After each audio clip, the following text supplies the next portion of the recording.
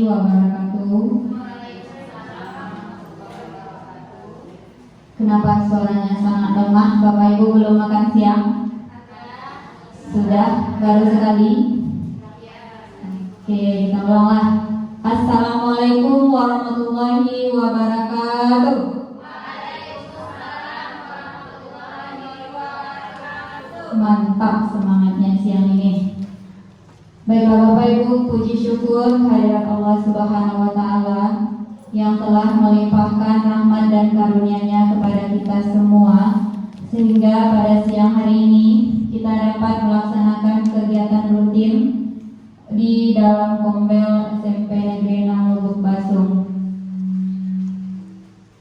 Salawat beserta salam tidak lupa kita kirimkan kepada Nabi besar kita Muhammad Sallallahu Alaihi Wasallam yang telah membawa kita dari zaman jahiliyah kepada zaman yang berilmu pengetahuan seperti yang kita sama-sama nikmati saat ini.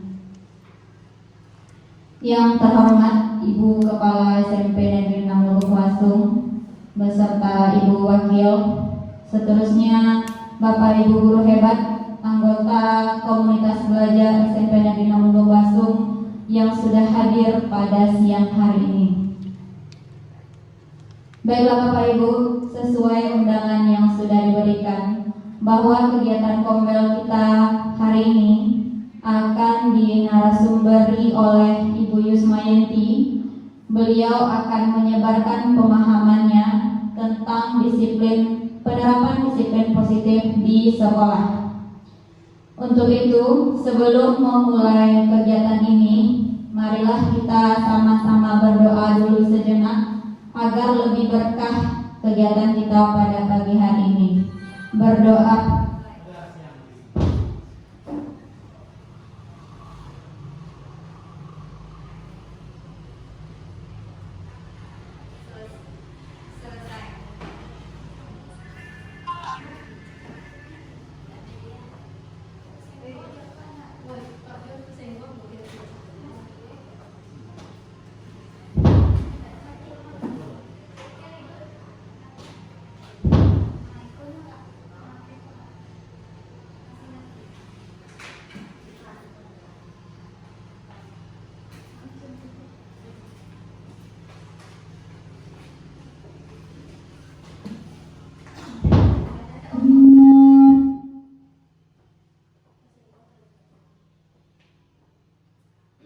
Oke, terima kasih Bapak Ibu. Kita sudah berdoa tadi. Semoga sampai akhir Bapak Ibu tetap fokus melaksanakan kegiatan kita. Amin ya rabbal alamin. Tanpa memperpanjang, kita persilakan kepada Ibu Yusmayanti untuk menyampaikan pemahamannya tentang disiplin budaya positif. Kepada Ibu Yusmayanti, dipersilakan.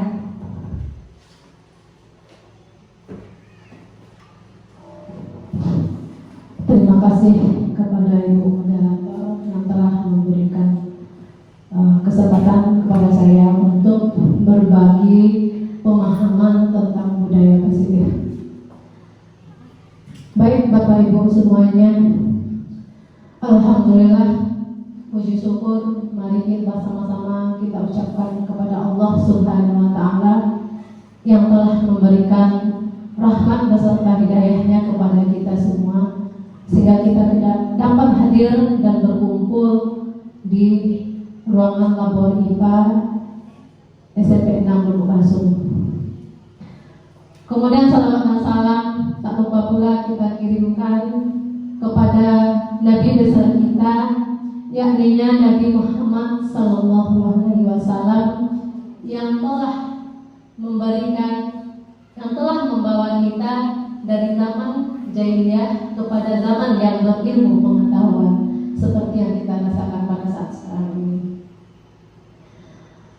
Baiklah, yang sama-sama kita hormati Ibu Kepala SMP 6 Lubuk Basung, seterusnya Ibu Wakil SMP 6 Lubuk Basung, selanjutnya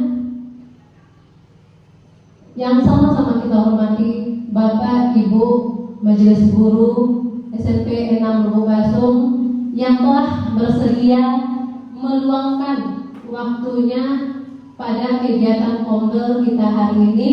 Dan kebetulan hari ini yang mengisi kegiatan Kombel kita adalah saya sendiri ya Bapak Ibu ya. Oke Bapak Ibu, tidak memperpanjang kalimat, langsung saja kita masuk kegiatan inti kita pada hari ini. Sebelum kita buka acara inti kita hari ini Bapak Ibu, saya sukanya setiap tampil itu dibuka dengan pantun Bapak Ibu. Nah, sekarang pantun saya yang sudah keberapa ya? Sudah ke-15 mungkin ya Bapak ya. Ya. Oke, pantun hari ini yaitu ke samudra naik kapal selam. Cakep Bapak Ibu ya. Udaranya panas dan juga lembab. Kalau saya nanti memberi salam, jangan lupa hadirin menjawab. Oke, saya ulang lagi salam saya. Assalamualaikum warahmatullahi wabarakatuh.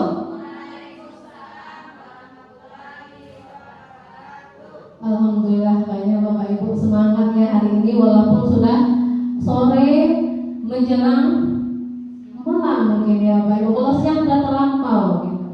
Oke Bapak Ibu, sesuai dengan materi yang telah kita sepakati hari ini, yaitu saya akan memberikan pemahaman tentang budaya positif.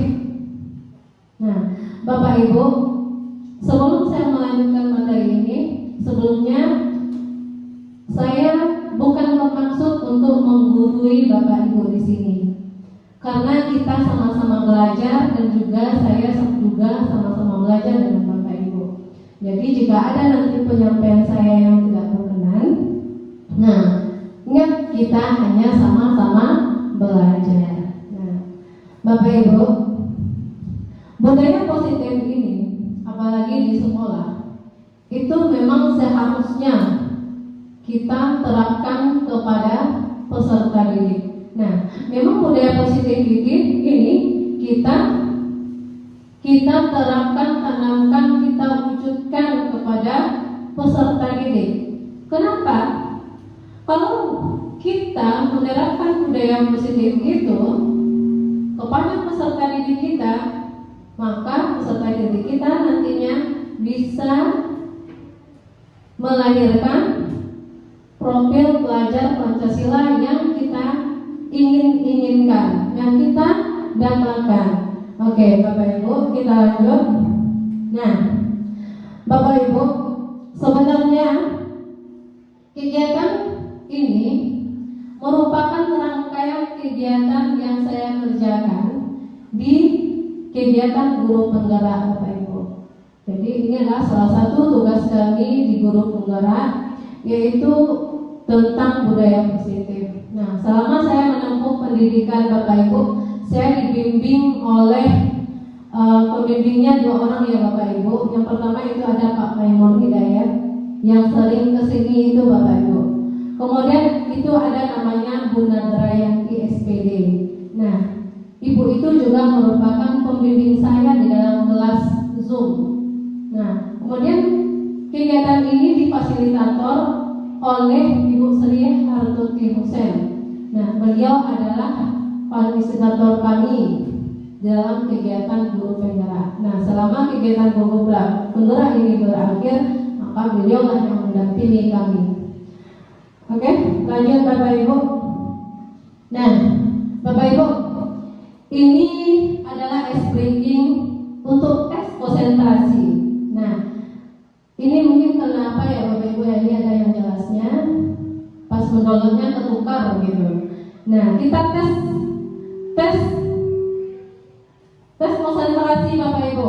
Jadi aturan mainnya, saya sebutkan nomornya, nanti Bapak Ibu sebutkan warnanya.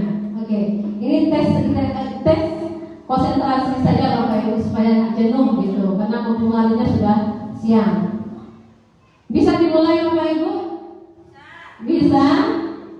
Ngerti aturan mainnya? Oke, saya sebutkan nomor, Bapak Ibu menyebutkan warnanya. Oke. Nomor 1. Oke, kuning apa merah? Kuning. Oke. 5. Ungu. 6. Tiga. Hijau. Oke. 2.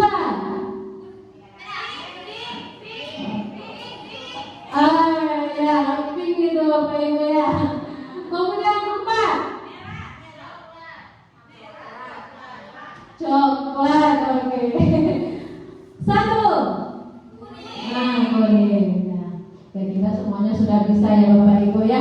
Itu adalah tes konsentrasi saja karena hari sudah mulai siang. Oke, kita lanjut ya Bapak Ibu. Dan sore.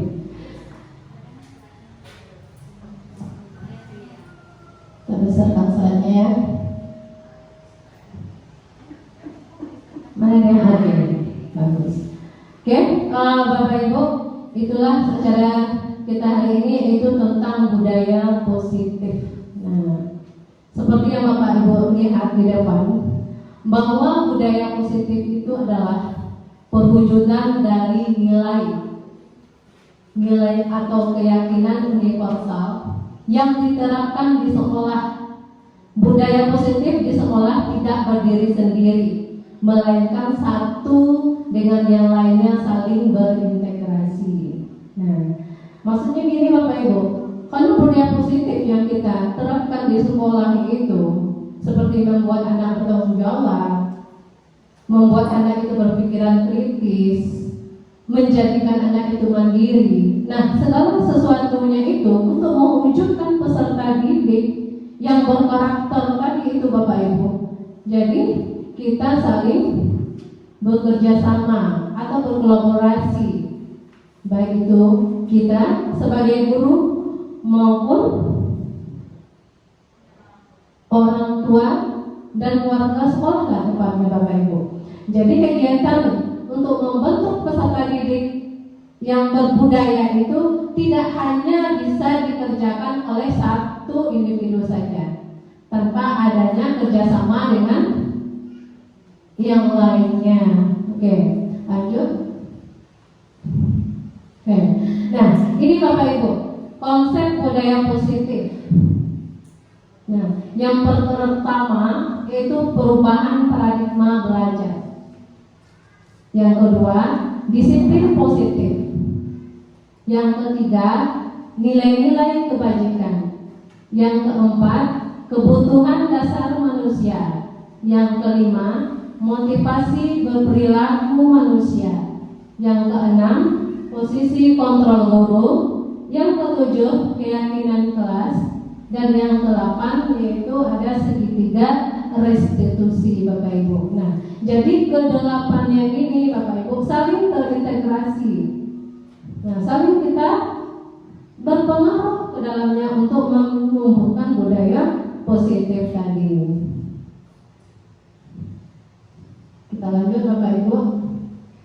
Nah, pembelajaran dengan paradigma baru merupakan pembelajaran dirancang berdasarkan prinsip pembelajaran berdiferensiasi. Kalau ini rasanya nggak aneh lagi ya Bapak Ibu ya, kita mendengar pembelajaran berdiferensiasi, sehingga para peserta didik sesuai kebutuhannya berdasarkan tahap perkembangan teori psikologi modern untuk mewujudkan profil pelajar Pancasila. Jadi pembelajaran berdiferensiasi itu Bapak Ibu salah satu cara kita untuk mewujudkan peserta didik yang profil pelajar Pancasila tadi Bapak Ibu. Nah, profil pelajar Pancasila itu ada berapa Bapak Ibu? Ada 6. Masih ingat Bapak Ibu tentang profil pelajar Pancasila? Dimensinya? Nah, yang pertama yaitu beriman dan bertakwa kepada Tuhan Yang Maha Esa dan berakhlak mulia. Yang kedua apa Bapak Ibu? Berkebinekaan global. Yang ketiga, bernalar kritis.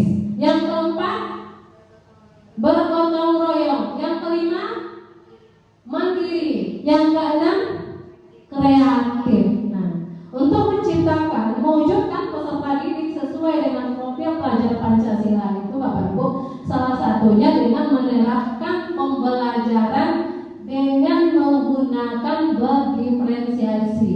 Nah, kalau pada diferensiasi Bapak Ibu, sebelum kita menerapkan pembelajaran diferensiasi kepada siswa, tentunya kita dulu melihat kebutuhan peserta didik.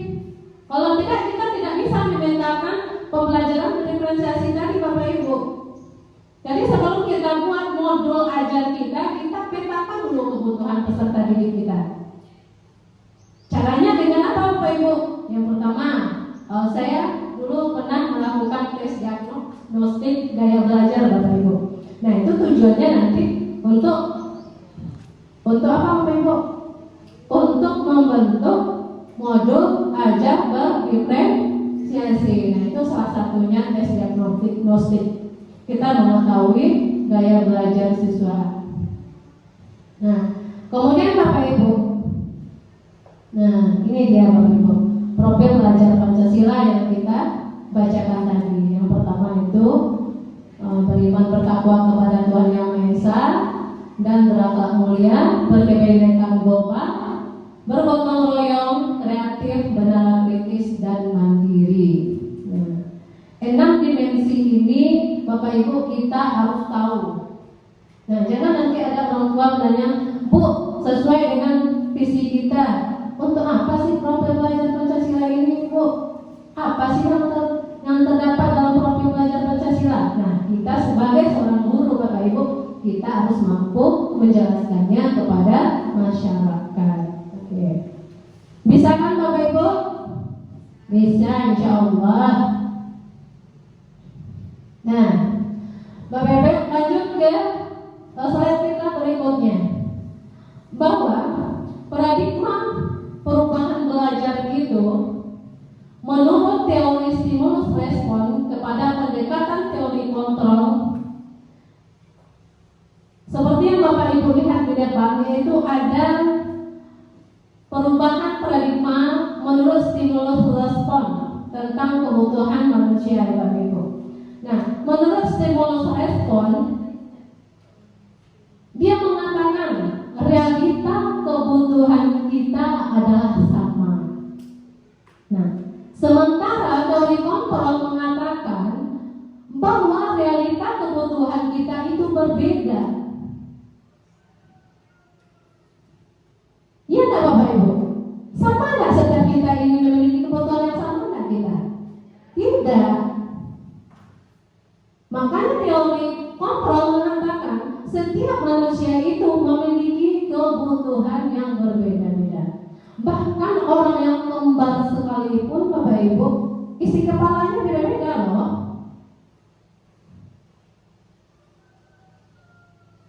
Nah, lanjut kedua. Menurut stimulus respon, semua orang melihat hal yang sama. Sementara teori kontrol mengatakan setiap orang memiliki gambaran yang berbeda-beda. Nah, misalnya Bapak Ibu, kita punya teman si A dan si B. Si A adalah kita, si B adalah teman kita. Nah, umpamanya kita ambil sebuah kertas, kita tulis di kertas itu tentang apa yang kita pikirkan. Kemudian teman kita tadi juga. Nah, kemudian kertas itu kita genggam erat-erat Bapak Ibu.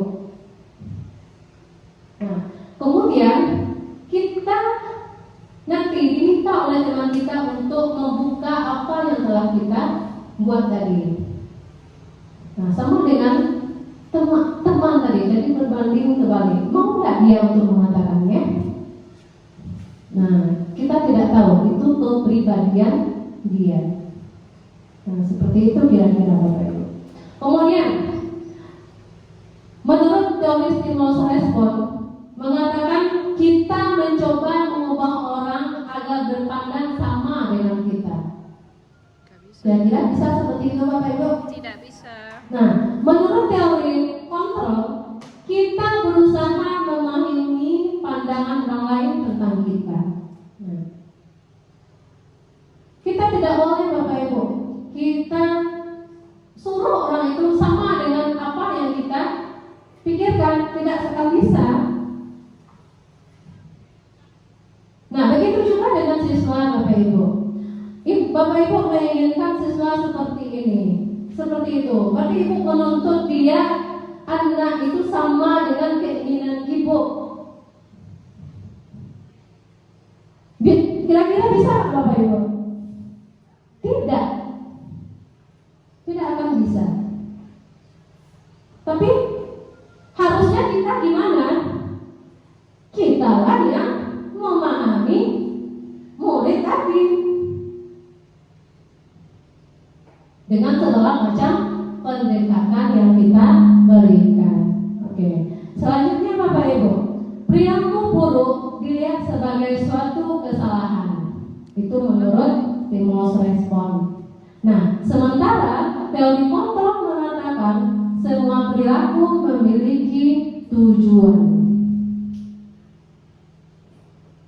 Kemudian orang lain bisa mengontrol saya. Teori kontrol mengatakan hanya Anda yang bisa mengontrol diri Anda. Nah, seyogianya memang seperti itu. Banyak bahwa yang mengontrol diri kita itu adalah kita sendiri. Kita berbuat, kita berperilaku. Tapi kita yang harus mengontrol diri kita, Bapak Ibu. Kemudian saya bisa mengontrol orang lain. Menurut teori kontrol mengatakan Anda tidak bisa mengontrol orang lain. Benar ya Bapak Ibu ya? Kita tidak akan bisa mengontrol orang lain, karena yang mengontrol orang lain adalah dirinya sendiri. Kemudian pemaksaan Anda pada saat kunjungan gagal. Sementara teori kontrol mengatakan kolaborasi dan konsensus menciptakan pilihan-pilihan yang baru. Nah, kita temukan di baru. Kemudian terakhir model berpikir menang kalah. Nah, sementara di teori kontrol tidak ada yang menang dan tidak ada yang kalah. Yang ada hanya menang, menang, menang. Nah, seperti itulah mungkin penerapan kurikulum merdeka terhadap anak atau peserta didik kita Bapak Ibu, bahwa setiap peserta didik itu mempunyai hak yang sama. Oke, kita lanjut Bapak Ibu. Oke, budaya positif selanjutnya itu yang kita terapkan di sekolah, yaitu disiplin positif. Disiplin positif merupakan pendekatan mendidik anak untuk melakukan kontrol diri, menguasai diri, pembentukan kepercayaan diri. Nah, seseorang yang memiliki disiplin berarti mereka bisa bertanggung jawab terhadap apa yang dilakukannya, karena mereka mendasarkan tindakan mereka pada nilai-nilai kebajikan.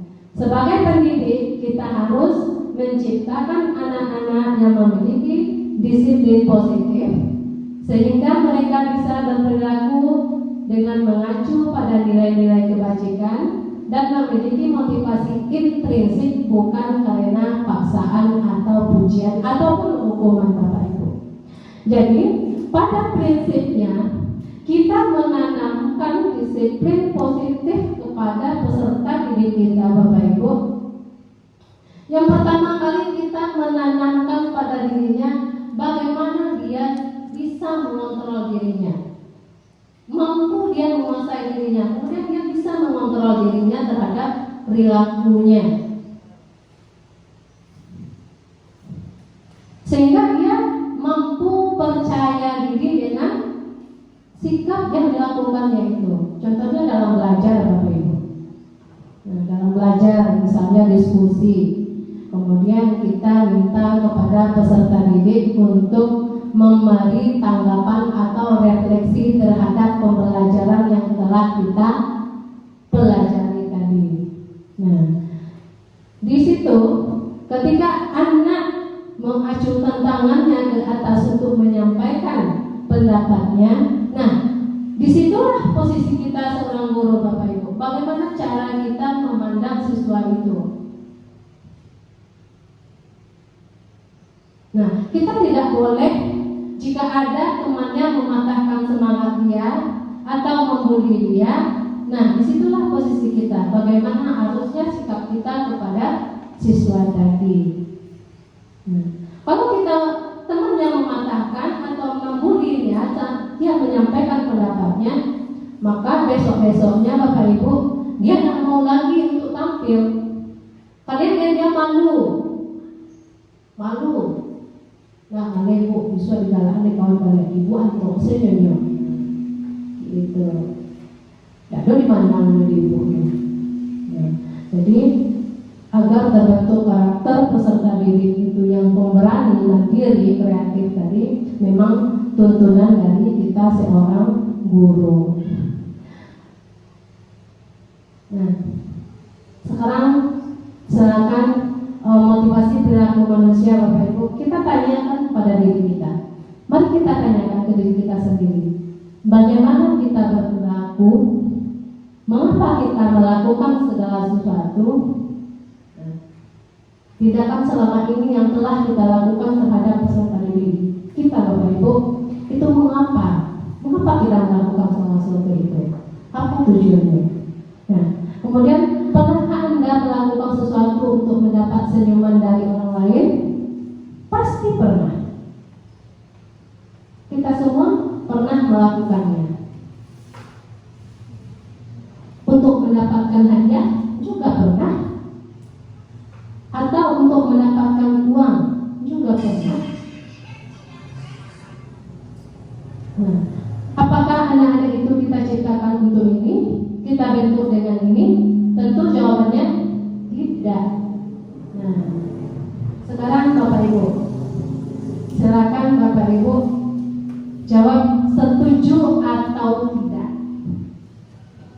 Yang pertama, hukuman dapat mendisiplinkan anak. Setuju atau tidak, Bapak Ibu? Nah, kenapa tidak? Kenapa tidak? Anak yang mendapatkan hukuman itu akan merasa tidak minder atau tidak percaya diri. Jadi tentu tidak akan membutuhkan disiplin. Bagi anak yang duanya seperti tadi karena hukuman. Ya, betul sekali Bapak Ibu. Kalau anak-anak itu menjalankan disiplin sekolah itu karena hukuman, berarti tidak akan bertahan lama. Dia sesaat itu saja mau melakukan sesuatu yang kita suruh karena dia takut hukuman. Tapi besok-besoknya lagi mau dia melakukannya? Tidak, berarti itu adalah dorongan dari orang lain. Tidak murni dari hatinya. Nah, jadi ini tidak permanen Bapak Ibu, tidak bertahan lama. Yang kedua, memberikan konsekuensi yang positif seperti membersihkan WC untuk mendisiplinkan anak. Nah, ini bagaimana kira-kira Bapak Ibu, setuju atau tidak setuju? Kita berikan maksud kita ini supaya anak ini kalau kita suruh bersihkan WC, hormat pada bendera atau keliling lari ke lapangan, nah besok dia nggak mau lagi. Nah, ini setuju nggak Bapak Ibu? Tidak tepat ya Bu ya. Kenapa Bu? Walaupun membersihkan WC itu mungkin kita menganggap disiplin, tapi kalau itu merupakan sebuah perintah, berarti kan bukan dari dirinya tuh. Ya. Dan kan juga tidak baik. Ya. Jadi kalau seharusnya kegiatan semacam akibat Ya, ya, betul sekali. Dari dia sendiri, gimana apa yang akan dikerjakannya, jangan Dari orang. Ya, betul sekali Bu.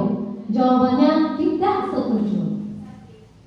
Kalau hanya kita memberikan konsekuensi, ada yang salah kita beri konsekuensi.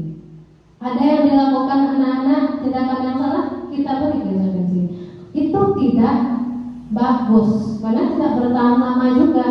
Misalnya anak telat, kemudian kita suruh dia bersihkan WC. Nah, di saat itu sama kayaknya hukuman tadi. Jadi itu tidak efektif kita berikan terhadap anak yang telah melakukan tindakan yang salah. Nah, yang ketiga Bapak Ibu, pemberian penghargaan dapat meningkatkan motivasi belajar. Nah, ini bagaimana kira-kira Bapak Ibu? Setuju atau tidak setuju?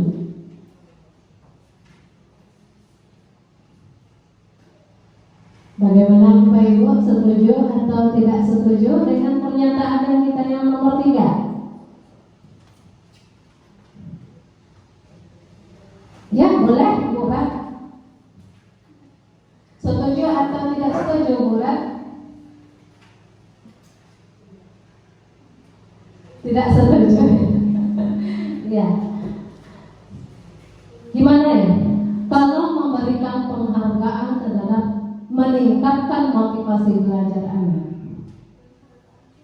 sebenarnya itu bagus Bapak Ibu, diberikan penghargaan yang telah diberikan, yang telah dia dapatkan. Contohnya Bapak Ibu dalam belajar misalnya, ini kita memancing motivasinya dan juga temannya. Nah, ketika dia mendapatkan penghargaan di kelas, seperti dia juara kelas, dia mendapatkan buku. Nah, nanti temannya, tidak semua ini, ada sih temannya, nih Pak Anu, supaya besok dan bisa lo dapet juara, dapet lo buku, atau mbah lo berkompetisi lo dapet amplop dari kepala gitu. Nah, itu semua motivasi Bapak Ibu. Sama halnya kita mengerjakan PMM Bapak Ibu. Bapak Ibu mau mengerjakan PMM itu kenapa? Dapat sertifikat kan? Sertifikatnya untuk apa? Untuk menghafal nilai kinerja. Nah, sama juga dengan gini Bapak Ibu. Bapak Ibu undang PBG. Bapak Ibu mau dah? Bahagia dah? Bahagialah. Kenapa Bapak Ibu dapat bahagia? Yang pertama jelas dapat sertifikat. Sertifikatnya nanti menghasilkan uang. Nah, jadi sama dengan anak. Nah, tentu saya sendiri Bapak Ibu, kalau teman saya bilang ya, kau ya saya terundang gitu. Nah, jadi saya iri dalam pendidikan itu boleh, cemburu dengan teman untuk pendidikan itu boleh. Kenapa teman itu bisa, saya tidak? Nah, begitu juga dengan anak. Jadi otomatis beberapa anak nanti akan ada cemburu kepada temannya. Kenapa teman saya bisa, saya tidak? Saya waktu sekolah juga seperti itu Bapak Ibu.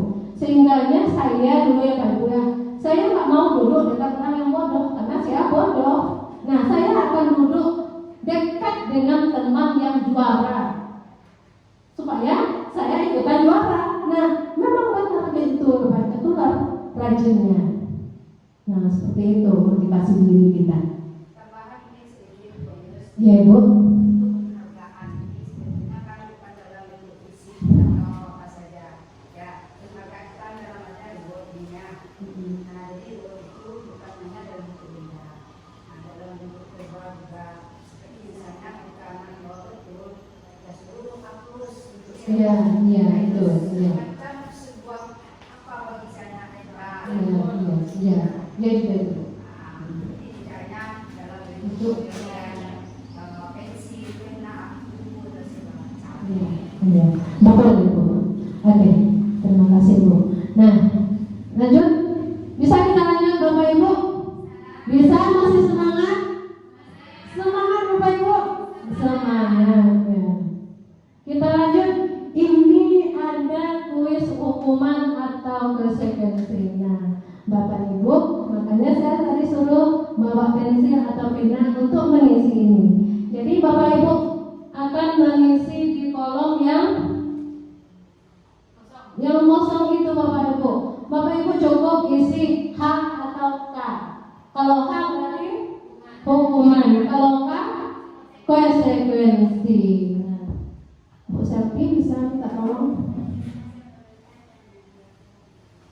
Nah, sampai di mana pemahaman kita tentang hukuman atau konsekuensi? Buaya boleh Bu?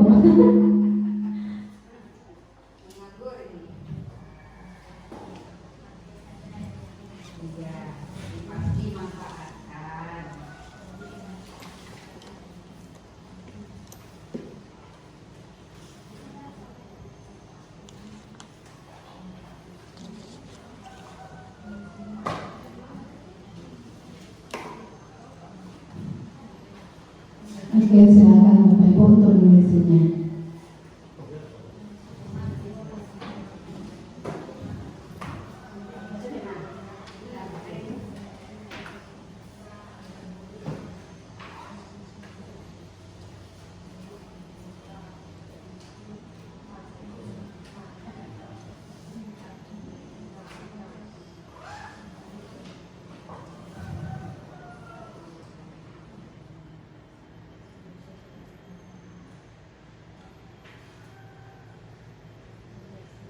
Sudah Bapak Ibu? Ya, sudah ya. Nah, sekarang mari kita lihat Bapak Ibu. Yang pertama, membersihkan coretan yang dibuatnya di meja tulis. Itu hukuman atau konsekuensi Bapak Ibu? Iya, betul. Yang kedua, murid diminta untuk push up 15 kali karena tidak menggunakan masker ke sekolah. Hukuman. Oke, ketiga, menggantikan kertas tugas teman yang telah dicoret-coret. Berjemur di lapangan basket pukul 12 siang karena mengobrol dengan teman. Hukuman. Berarti Bapak Ibu udah paham ini. Murid diminta berjalan kaki sepanjang hari karena tidak menggunakan sepatu warna hitam sesuai peraturan sekolah. Berdiri di depan kelas sambil mengangkat kaki. 1. Karena tidak bisa menjawab pertanyaan. Membersihkan tumpuan air di meja tulis karena tersenggol pada saat belajar. Ini sudah paham ini Bapak Ibu. Nah, kami ketika mengerjakan tugas ini Bapak Ibu, ada juga yang salah gitu. Nah, kita coba lihat ya Bapak Ibu ya. Nah, tapi sama ya Bapak Ibu ya. Nah, itu kan jawabannya. Oke, kita lanjut. Nah, bagian selanjutnya tentang budaya positif yaitu Bapak Ibu tentang nilai-nilai kebajikan. Nah, nilai-nilai kebajikan itu seperti yang tertera di profil pelajar Pancasila. Nah, semua ini Bapak Ibu sudah kita kerjakan di sekolah. Contohnya tentang beriman dan bertakwa kepada Tuhan Yang Maha Esa dan berakhlak mulia. Apa yang tidak kita terapkan di sekolah? Oh ya, berdoa sesudah dan sebelum belajar, kemudian sholat, tahfiz. Nah, berarti sudah bagus kita Bapak Ibu. Kita sudah menyerahkan kepada peserta didik kita. Yang kedua, berkebinekaan global sudah kita terapkan Bapak Ibu. Sudah juga. Nah, di dalam kelas misalnya. Nah, kemudian bergotong royong juga sudah kita kerjakan. Nah, kreatif. Nah, sudah juga kita kerjakan. Contohnya kemarin kayak menghias kelas. Nah, kan Bapak Ibu kreatif tuh. Kalau saya lihat ya kelasnya walaupun belum rapi ya Bapak Ibu ya, berarti Bapak Ibu sudah menerapkan kreatif kepada anak. Apalagi buahannya kelasnya dibikin lain-lain gitu. Nah, kreatif. Ya kreatif itu. Jadi bikin lain-lain. Semua kok nggak ada yang bikin logoan. Ya kreatif. Nah, siswanya dibantu dan dibimbing oleh ibu walasnya. Jadi mereka ayo anak yang di kelas gitu. kreatif. Kemudian menengah kritis Bapak Ibu. Saya yakin Bapak Ibu telah menerapkan kepada siswa yaitu menengah kritis tadi. Contohnya dalam pembelajaran Bapak Ibu ya. Kemudian mandiri. Sudah juga ya Bapak Ibu ya. Kalau saya pribadi ya Bapak Ibu untuk sikap mandiri ini kepada peserta didik, ketika dia bermasalah Bapak Ibu, saya nggak mau langsung memberikan solusi terhadap masalahnya. Kita suruh dia cari solusinya dulu. Istilahnya kita memandirikan klien, memandirikan peserta didik. Kalau kita langsung memberikan solusi terhadap permasalahan dia, nah akibatnya dia tidak mau berpikir. Jadi tidak tercipta yang bernalar kritis tadi Bapak Ibu. Nah, suruh dia pikir apa solusinya. Suruh dia bertanggung jawab terhadap masalah yang dilakukannya. Nah, seperti itu. Lanjut Bapak Ibu tentang keyakinan kelas atau sekolah. Nah, mengapa keyakinan kelas? Mengapa tidak peraturan kelas? Kira-kira mengapa Bapak Ibu? Harus keyakinan kelas loh. Peraturan kelas atau peraturan sekolah saja lah.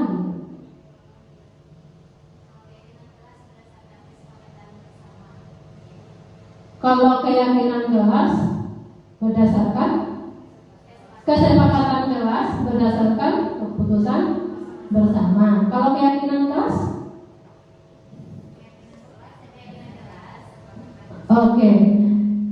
Keyakinan kelas keputusan bersama guru dengan siswa. Kalau kesepakatan peraturan sama, yang peraturan itu juga harus sepakat antara guru dengan siswa, sepakatan sama sebetulnya. Kalau yang lainnya keyakinan itu harus komitmen kedua belah pihak. Nah, iya itu tadi. Itu perbedaannya sedikit. Kalau peraturan kita yang membuatnya, anak mematuhinya, seperti peraturan sekolah. Nah, kita patuhi. Kalau keyakinan, berarti kita yang mencari bersama siswa. Nah, seperti ini Bapak Ibu. Nah, keyakinan kelas. Keyakinan yaitu nilai-nilai kebajikan universal yang disepakati secara tersirat dan tersurat. Guru berperan dalam mewujudkan terbentuknya keyakinan kelas atau sekolah dengan cara membuat kesepakatan antara guru dengan murid. Pembentukan keyakinan sekolah atau kelas. Nah, dua berupa pernyataan universal yang bersifat positif, tidak terlalu banyak agar mudah diingat dan dipahami. Dapat diterapkan di lingkungan sekolah. Semua warga kelas hendaknya ikut berkontribusi dalam pembuatan keyakinan kelas lewat kegiatan curah pendapat. Bersedia meninjau kembali keyakinan kelas dari waktu ke waktu. Nah, itu keyakinan kelas Bapak Ibu. Nah, contohnya seperti itu. Ini keyakinan atau kesepakatan gitu. Misalnya, Bapak Ibu nampak tuh gambar.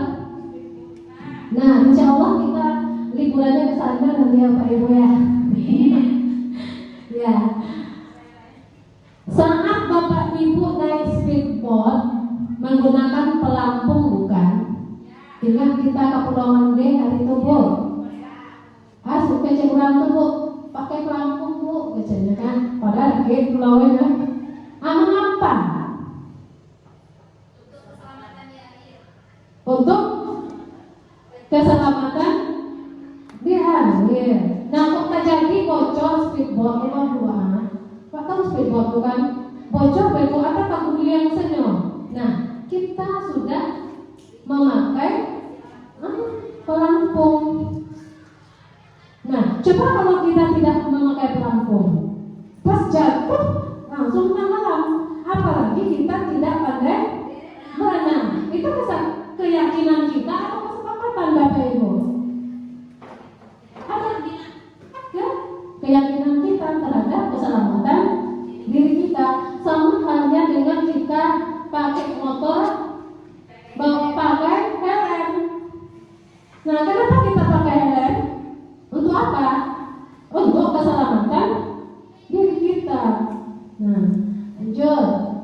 Nah, ini adalah dokumentasi pembuatan keyakinan kelas saya yang kemarin Bapak Ibu.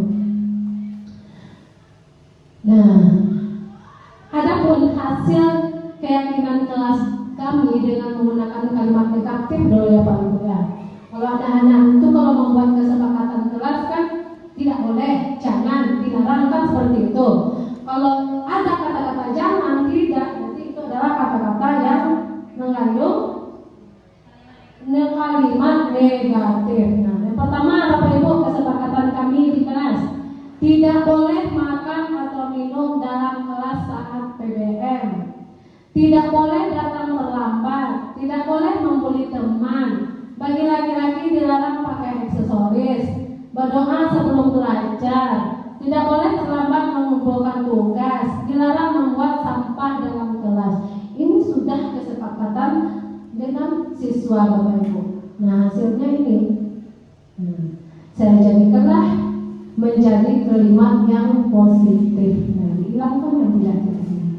Datang tepat waktu, berdoa sebelum dan sesudah belajar, kelas bersih dan rapi, saling menghormati dan menghargai, mengerjakan tugas tepat waktu, berpakaian sesuai dengan aturan. Bagi laki-laki tidak boleh memakai aksesoris. Nah, itu hasil kesepakatan kelas 8A ya.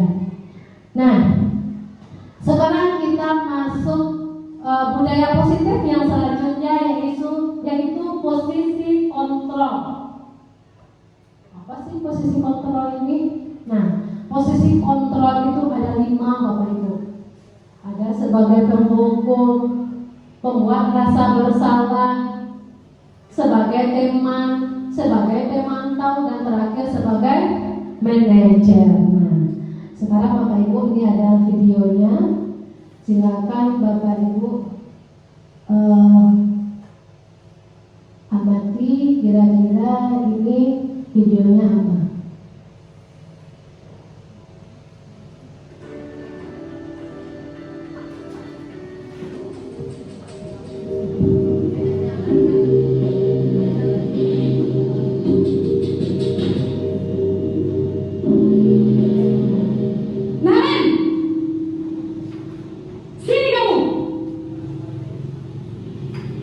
Selamat pagi Bu. Selalu terlambat.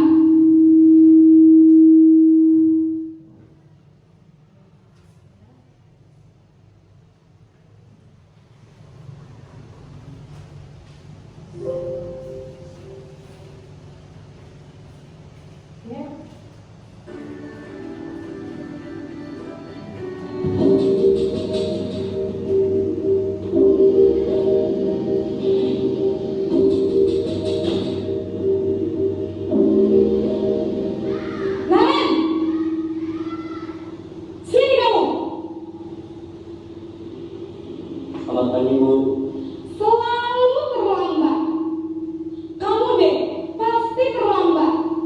Maaf Bu, saya Apa? Apa coba? Alasan kamu apa lagi? Kapan sih kamu tidak terlambat? Malas sekali ya kamu jadi anak. saya Dasar pemalas. Gak kapok-kapok sih kamu. Sudah berapa kali terlambat? Sana, kamu keliling lapangan basket 2 kali.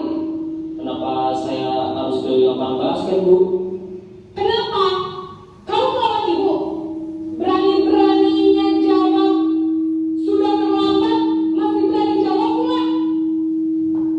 Sekarang, keliling lapangan basket 5 kali sekalian. Biar kapok. Cepat, pergi sana ke lapangan basket.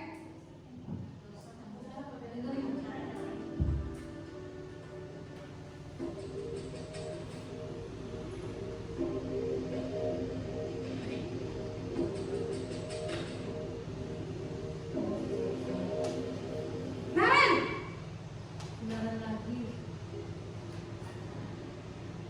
Selamat pagi Bu. Naren, Naren. Kamu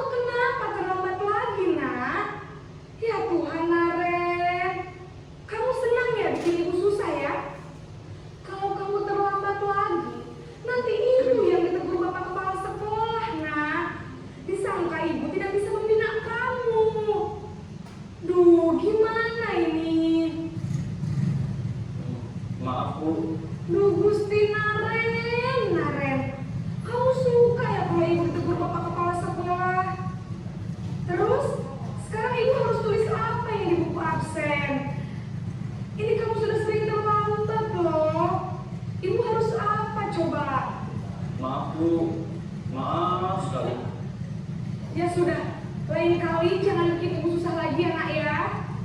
Ibu tidak akan kuat lagi kalau kamu gini terus. Bisa jantungan kalau ibu tegur bapak kepala sekolah. Sana cepat kelas. Maaf ya Bu, maaf sekali.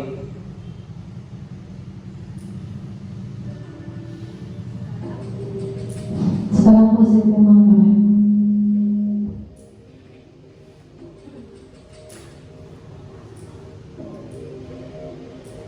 Naren,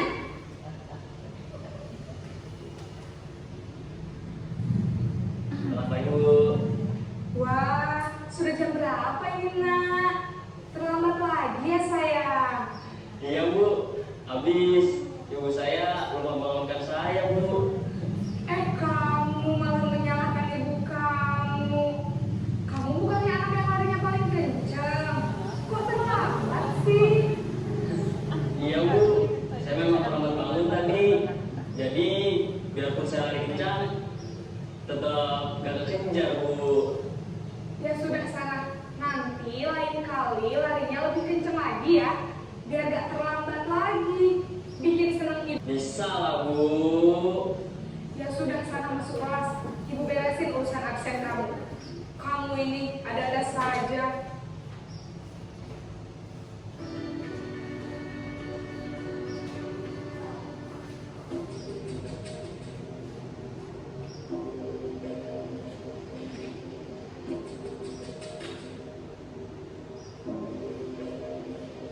Naren!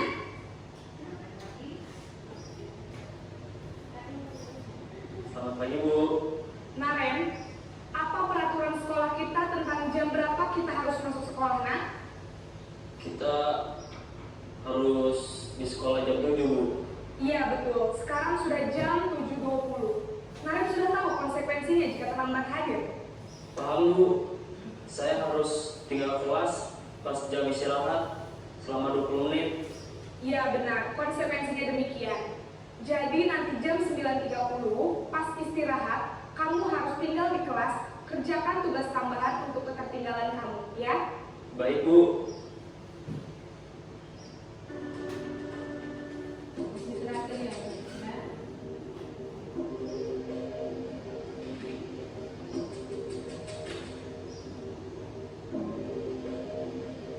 Naren!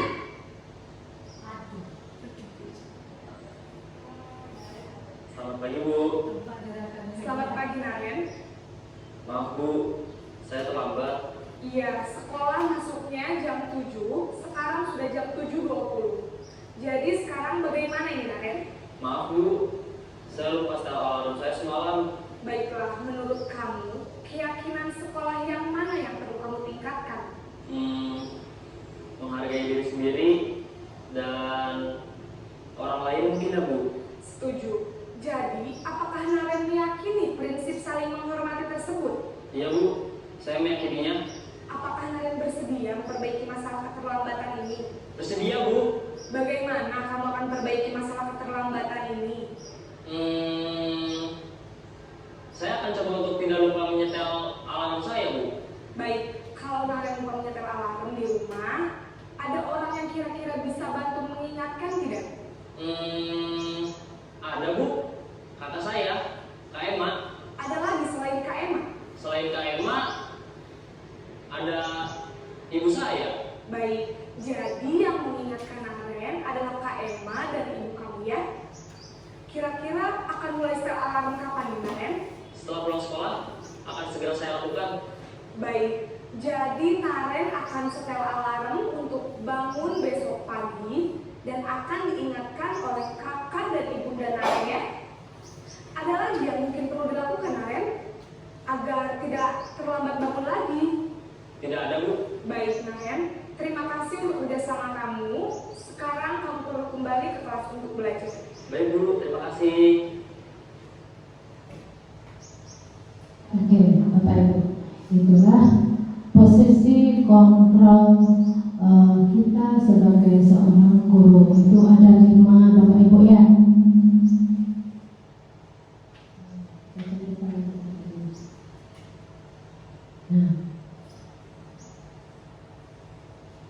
Nah, ya, posisi kontrol itu ada 5. Yang pertama tadi penghukum, pembuat merasa bersalah, teman, pemantau, dan manajer.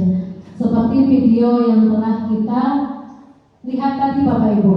Nah, yang pertama itu posisi penghukum. Nah, kalau kita sebagai seorang guru, kalau kita di posisi penghukum, apa akibatnya?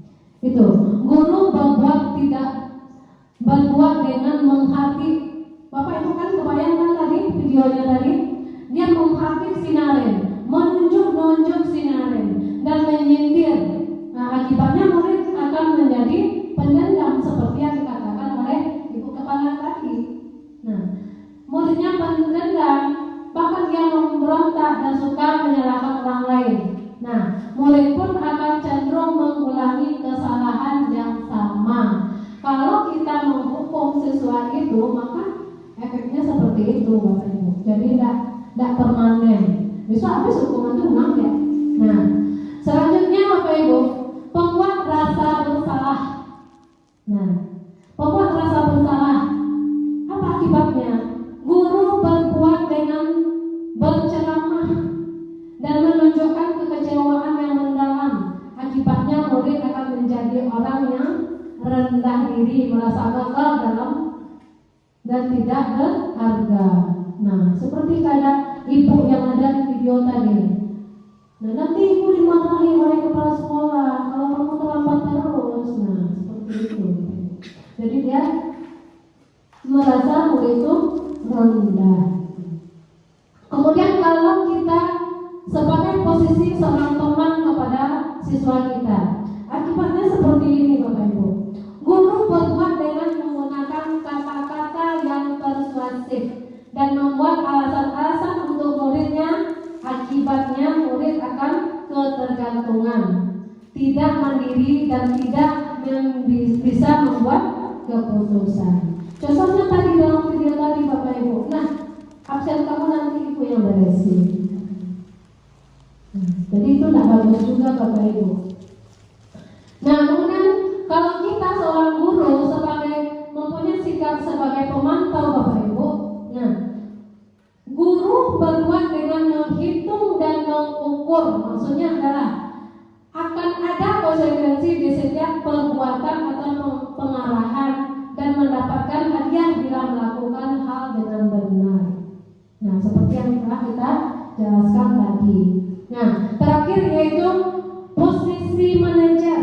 Nah, di mana posisi manajer ini Bapak Ibu mengacu pada segitiga restitusi. Nah, nanti ada pembahasan kita itu Bapak Ibu, bahwa guru memberikan pertanyaan-pertanyaan dalam menuntun murid untuk mempertanggungjawabkan kesalahannya dan mencari solusi sendiri, sehingga murid pun dapat menjadi manajer bagi dirinya sendiri agar tercapai identitas positif atau berhasil menjadi murid. Nah, itu bagusnya sikap kita bagaimana Bapak Ibu? Nah, berada di posisi kontrol yang mana Bapak Ibu? Harusnya kita sebagai seorang manajer. Nah, di mana kita bisa memandirikan peserta didik kita tadi, seperti yang telah kita sampaikan tadi. Nah, benar Bapak Ibu. Posisi ideal seorang guru itu adalah guru berbuat sesuatu bersama dengan murid, mempersilahkan murid mempertanggungjawabkan perilakunya, mendukung murid agar dapat menemukan solusi atas masalahnya sendiri.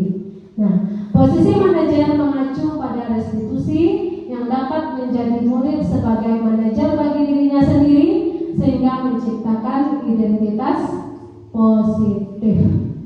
Nah, selanjutnya Bapak Ibu, nah ada 5 kebutuhan dasar manusia. Ini salah satu budaya positif juga. Nah, ada 5 kebutuhan dasar manusia Bapak Ibu. Yang pertama itu bertahan hidup. Yang kedua kasih sayang. Yang ketiga kebebasan. Yang keempat kesenangan. Yang kelima penguasaan. Nah, semua kita memiliki kebutuhan dasar yang berbeda-beda. berbeda. Kita lihat ini Bapak Ibu. Seperti bertahan hidup. Nah, itu sudah pasti untuk bertahan hidup kita butuh rumah, butuh makan. Apalagi Bapak Ibu? Pokoknya 3 kebutuhan pokok itu harus kita miliki. Nah, kemudian kebutuhan kasih sayang dan rasa diterima. Butuh Bapak Ibu? Butuh. Nah, kebutuhan akan hubungan dan koneksi sosial, kebutuhan untuk memberi dan menerima kasih sayang, dan kebutuhan untuk merasa diterima di suatu kelompok. Nah, seperti itu juga dengan anak-anak Bapak Ibu. Anak-anak butuh hal yang demikian. Kalau dia tidak disayangi, kalau kita malah sama dia, akhirnya pembelajaran tidak bisa dia cerap. Karena pagi tadi ada merah, jadi anak-anak tadi yang ibu punya merah warna. Apalagi anak tadi sisi elok berapa? Ada salah ini ya Pak. Contohnya tadi ya Bapak Ibu ketika upacara bendera. Ampun nampak anak kalau saya kaino itu tadi Pak Agak. Ada guru yang menyalahkan. Kamu. Anak lamanya main saya Bapak Ibu. Padahal hanya lakukan itu sudah salah. Nah saya tapi kami malah kenal seperti bicaranya Bapak Ibu. Jadi tidak salah, ada yang salah kawan ilmu. Tapi karena yang punya sisi ada elok, cuma tahu punya juga salah nampak dawa. Nah itu. Yang ketiga, kebebasan. Kita dan murid juga butuh kebebasan. Kebutuhan akan kemandirian, memiliki pilihan dan mampu mengendalikan arah hidup seseorang. Nah, kemudian kesenangan, kebutuhan untuk mencari kesenangan, bermain dan tertawa. Nah, setiap kita membutuhkan hal yang sama. Yang terakhir yaitu penguasaan. Keinginan untuk dianggap berharga, bisa membuat perbedaan, kompeten dan ingin dihormati. Nah, anak juga seperti itu. Dia pengen dihormati. Dia pengen juga dihargai seperti teman-temannya yang lain. Nah, Bapak Ibu paham sampai di sini? Kita lanjut ya Bapak Ibu. Kita sudah di penghujung. Nah, apakah setiap manusia mempunyai kebutuhan yang sama? Jawabnya tentu tidak. Nah, kemudian kebutuhan dasar manusia. Seluruh tindakan manusia memiliki tujuan tertentu. Ya Bapak Ibu ya. Semua yang kita lakukan adalah usaha terbaik kita untuk mendapatkan apa yang kita inginkan. Pasti. Ketika kita mendapatkan apa yang kita inginkan, sebetulnya saat itu kita sedang memenuhi satu atau lebih dari satu kebutuhan dasar kita. Nah, ketika seorang murid melakukan suatu perbuatan yang bertentangan dengan nilai-nilai kebajikan atau melanggar peraturan, hal itu sebenarnya dikarenakan mereka gagal memenuhi kebutuhan dasar mereka. Nah, mereka melakukan kesalahan terlambat datang tadi itu Bapak Ibu mungkin karena ada alasan. Cuma kitanya aja tidak mau anak itu beralasan apa-apa. Kita langsung aja hukum dia. Kita nggak mau mendengarkan alasannya dia. Nah, pasti dia punya alasan tersendiri. Nah, seperti yang digambarkan oleh segitiga restitusi ini Bapak Ibu. Ada namanya menstabilkan identitas. Menstabilkan identitas ini bagaimana Bapak Ibu? Kita ketika siswa itu bermasalah, kita tanya dulu. Kamu tentunya punya alasan mengapa melakukan ini. Kenapa kamu terlambat? Kemudian keyakinan kelas apa yang telah kita sepakati? Itu di posisi menstabilkan identitas. Jadi setiap kita itu punya alasan kenapa kita melakukan sesuatu. Mungkin orang berpandangan itu salah, tetapi kita berpandangan menurut kita itu benar. Kemudian ada validasi tindakan salah. Di sini kita tanya kepada murid, adakah cara yang lebih efektif untuk mendapatkan apa yang kamu butuhkan? Kita tanya seperti itu. Setiap orang pasti pernah pernah melakukan kesalahan. Nah, kemudian ada namanya menanyakan keyakinan. Nah, di dalam segitiga restitusi menanyakan keyakinan kepada siswa. Kamu ingin menjadi orang seperti apa?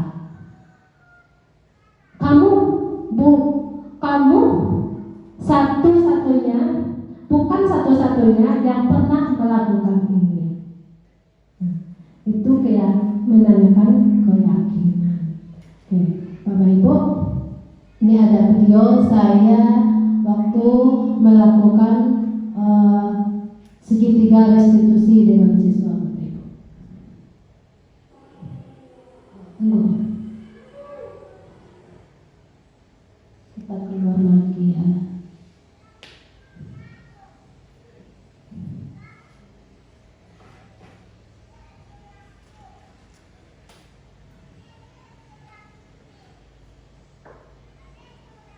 Oke, ini segitiga restitusi yang telah saya laksanakan di ruangan BK.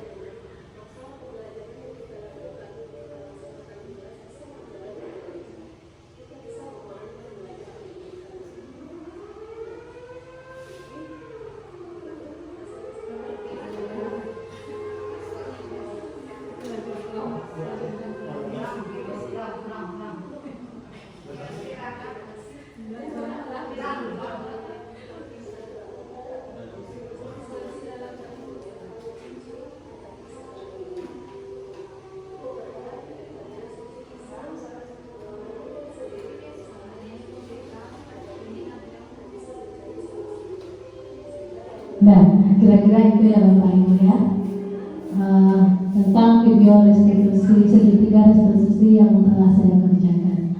Nah, kita kembali ke slide yang terakhir lagi ya Bapak Ibu ya.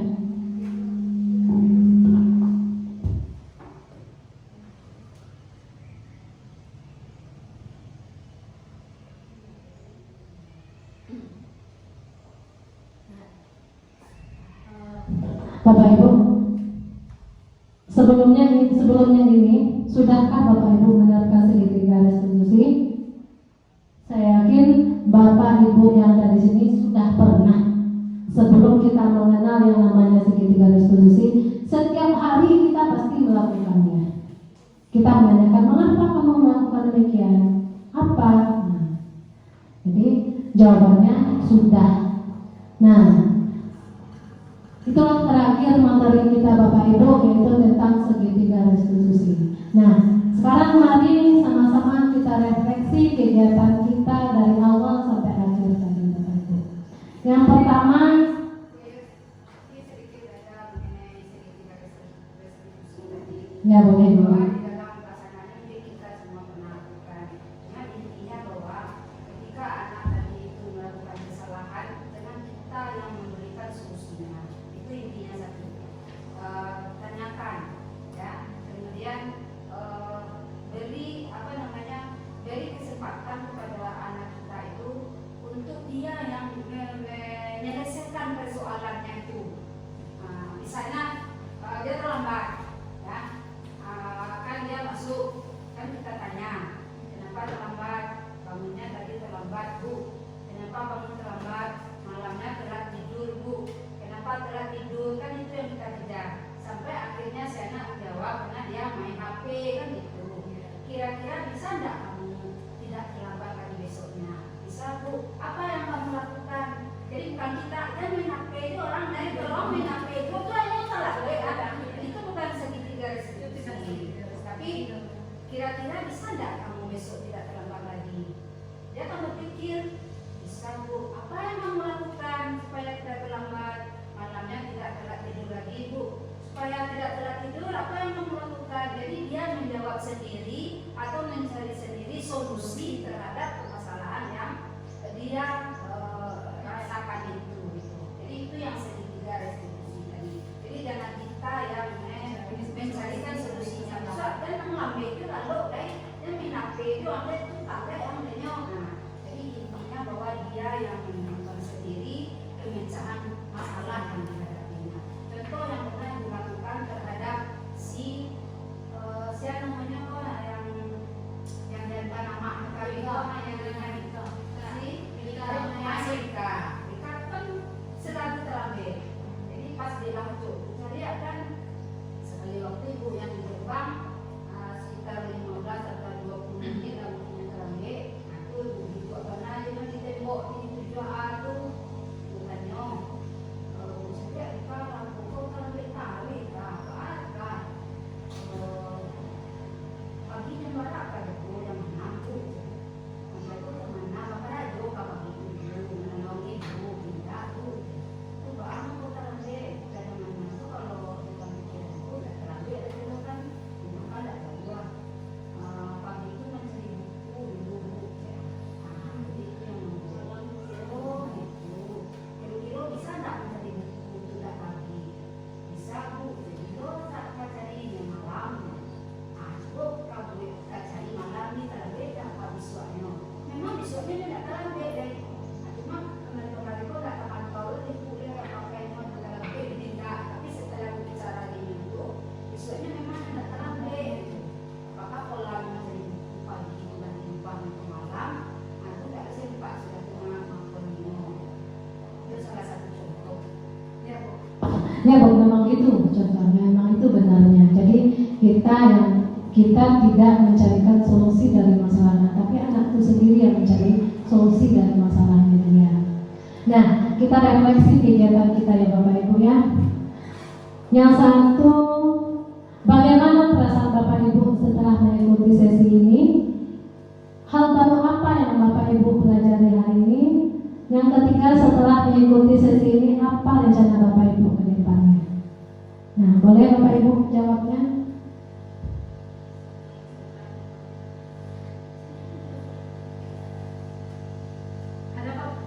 Ada Bapak Ibu yang ingin menjawabnya?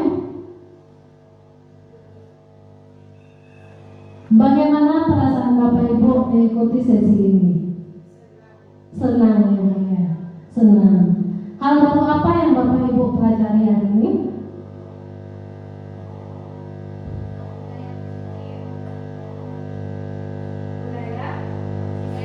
Budaya positif. Kemudian setelah mengikuti sesi sendiri apa rencana Bapak Ibu ke depannya?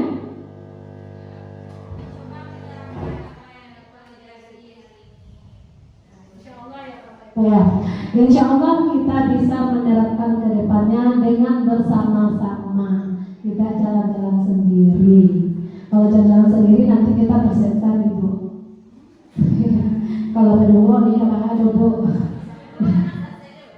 Kadang dulu saksinya nambah bahasa mau jadi Bapak Ibu. Oke, kesimpulan dari kegiatan kita hari ini yaitu budaya positif akan menimbulkan rasa aman dan nyaman pada murid dalam proses pembelajaran.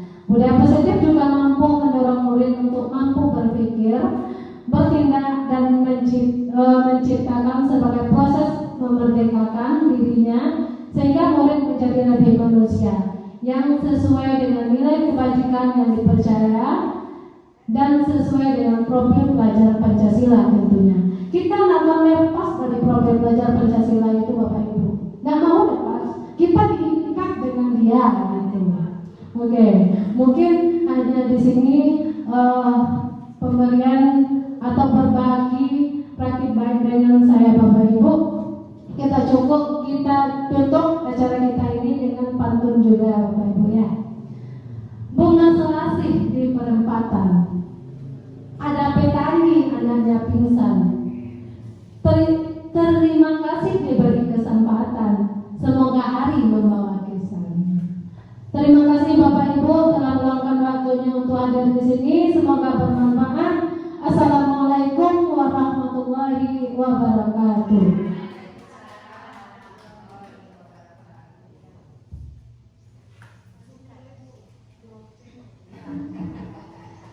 Terima kasih kepada Ibu Yusmayanti yang telah menyampaikan pemahamannya mengenai budaya positif dan juga beberapa penerapan-penerapan yang beliau lakukan.